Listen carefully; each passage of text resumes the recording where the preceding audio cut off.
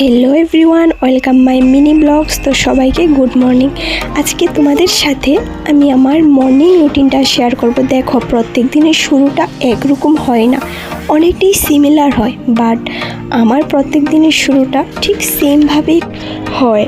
তারপর হাত মুখ ধুয়ে ভালো করে আমি ফ্রেশ ট্রেশ হয়ে চলে গেলাম খাওয়া দাওয়া করে। আমার ডেলি লাইফস্টাইল যা হয়, আমি আমার কাজের উদ্দেশ্যে অনেকটা লেট হয়ে গেল, অবশেষে আমি গাড়ি পেলাম। সো চলে আসলাম আমি যে জায়গাতে কাজ করি। এই জায়গাতে এসে দেখি টেবিলের উপর অনেকগুলো ময়লা ধুলোবালু পড়ে রয়েছে। তো এগুলিকে ভালোভাবে আমি ক্লিন করলাম, মুছে টুছে একদম সুন্দর করে ফ্রেশ করে দেখলাম যে কয়জন পেশেন্ট আছে আজকে বা কালকে কয়জন ছিল।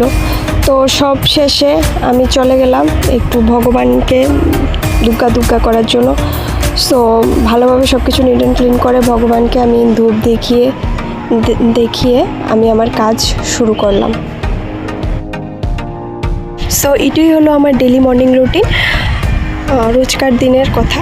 সো ভালো লাগলে অবশ্যই লাইক কমেন্ট শেয়ার করবে, আর নেক্সট পার্ট দেখো।